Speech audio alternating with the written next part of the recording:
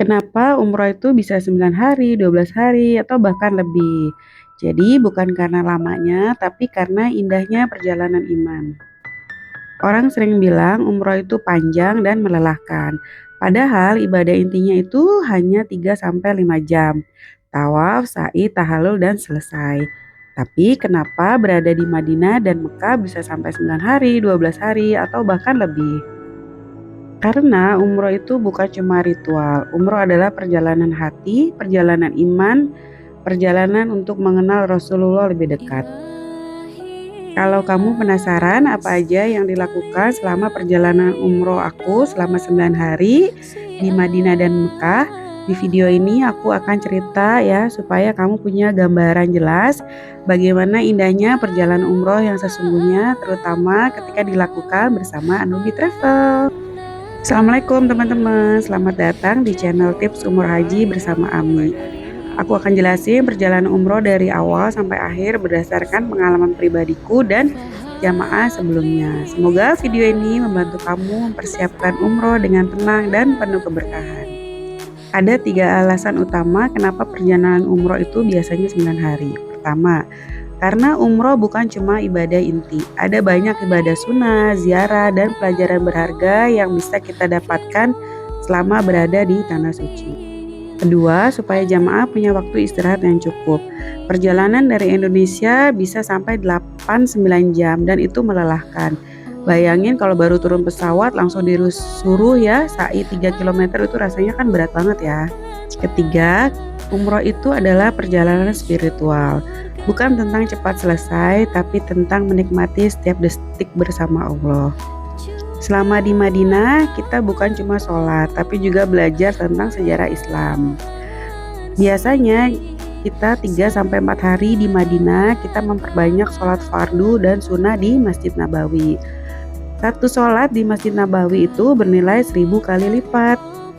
Sholat sunnah yang bisa dilakukan di Masjid Nabawi seperti tahiyatul masjid, sunnah rawatib, sholat duha, sholat tahajud, sholat taubat, sholat hajat, sholat tasbih, dan witir. Di Madinah, ketenangan itu benar-benar nyata. Hati itu rasanya kayak dibersihkan dan damai. Beberapa lokasi yang bisa dikunjungi di Madinah adalah yang pertama adalah Raudhah. Adalah tempat yang disebut dengan Taman Surga yang dirindukan semua jamaah.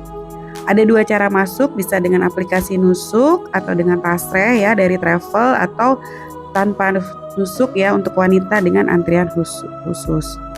Cara masuknya kita datang sesuai jadwal, terus masuk ke gate sesuai gender kita ya, wanita atau pria, terus menunggu di area antrian yang diarahkan petugas, lanjut masuk ke karpet hijau di Raudhah ya. Apa aja yang bisa kita lakukan? Kita bisa sholat 2 rakaat, kita bisa zikir, kita bisa berdoa dan mengirim salawat. Di Raudhah doa itu terasa berbeda ya. Jadi rasanya tuh air mata tuh kayak jatuh gitu loh tanpa diminta, dan itu sangat syahdu sekali. Selama di Madinah kita bukan cuma sholat, tapi juga belajar sejarah Islam. Beberapa lokasi yang bisa kita kunjungi, yang pertama Jabal Uhud, 2 Masjid Quba. Adalah masjid pertama dalam Islam dan pahalanya itu bisa setara dengan pahala 1 kali umroh. Bisa juga kita ke Masjid Qiblatain, tempat perubahan kiblat terjadi, dan Masjid Handak, tempat terjadinya perang Azab. Lanjut kita bisa ke makam Rasulullah ya. Kita juga bisa mengunjungi makam Baqi, tempat para sahabat dimakamkan. Yang paling seru kita bisa ke kebun kurma.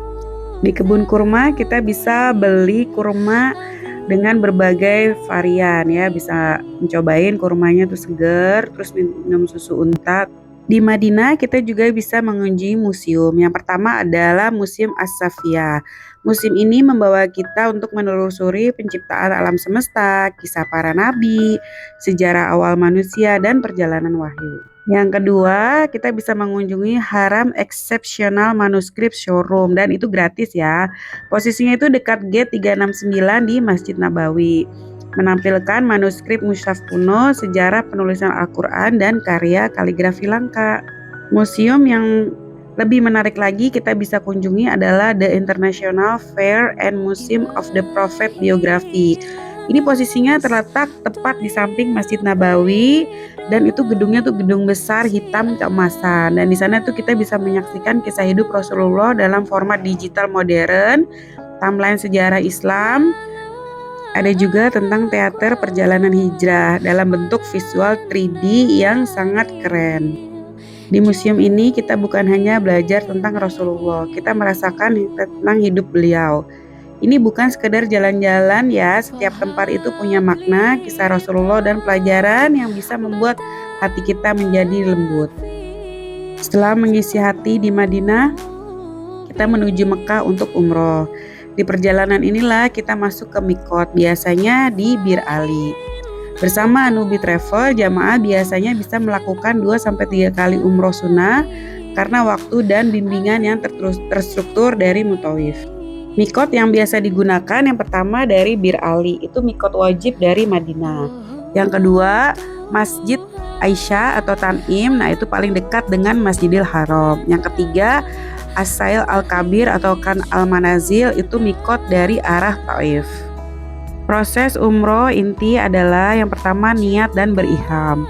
Yang kedua, masuk Masjidil Haram sambil membaca talbiyah. Yang ketiga, tawaf 7 putaran. Yang keempat, sholat di belakang makam Ibrahim. Yang kelima, minum air zam-zam.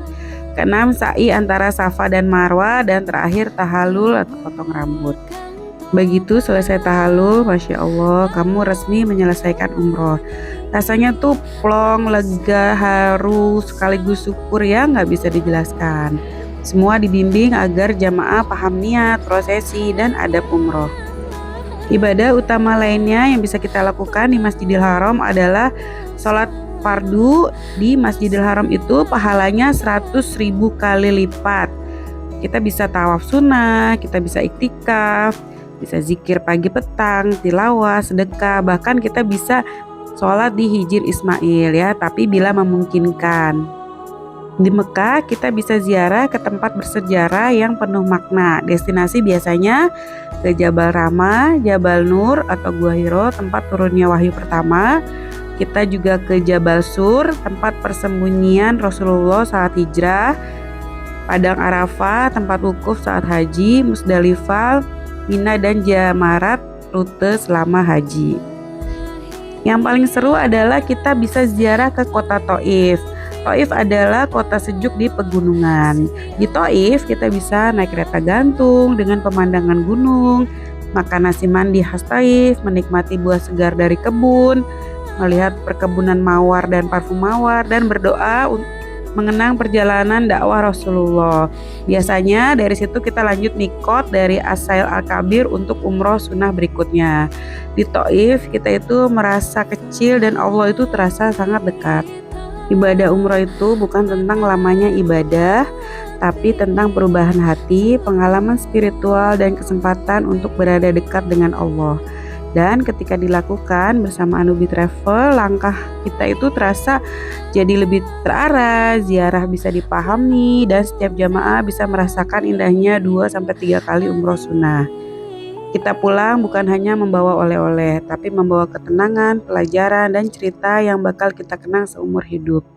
Kalau teman-teman ingin merasakan perjalanan umroh yang khusyuk, fokus, dan penuh makna, dan penuh bimbingan, selama kita menjalani ibadah umroh, kamu bisa berangkat bersama kami di Anubi Travel. Tulis umroh di komentar atau cek paket lengkapnya di deskripsi ya. Insya Allah semoga kamu termasuk orang yang Allah panggil ke tanah suci berikutnya.